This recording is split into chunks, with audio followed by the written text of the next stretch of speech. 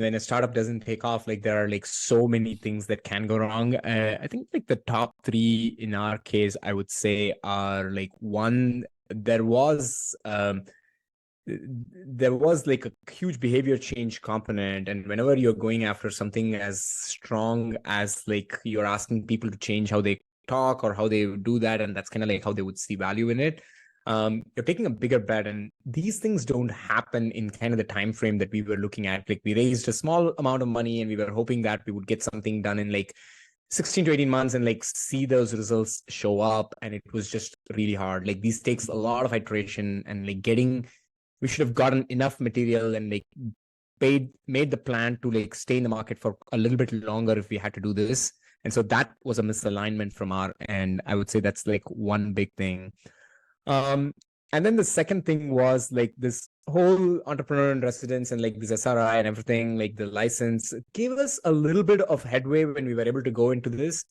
But another thing that happened is like very quickly that area started getting very commoditized. Like competing technologies started like coming out over there, some even better than what we had. And we were also like kind of stuck with the idea of like what we spun out and being able to use that. And we didn't have much scope to expand on it, or we didn't hire enough people who would be able to do like the core technology part of it, because we leaned a little bit heavy on the SRI part of it. And so for us, we were stuck with like a certain set of technology and tools that we could get and like go over there. So that was one thing. And then the third thing was also, I would say, like this was the first entrepreneur experience for me.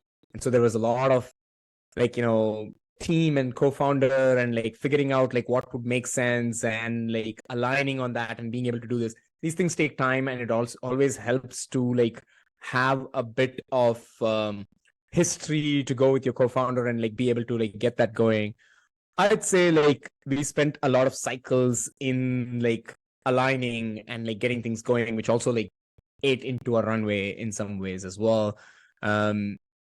The takeaway from that, I would say, is planning for like co-founder alignment and everything is very important, because it could make or break your company.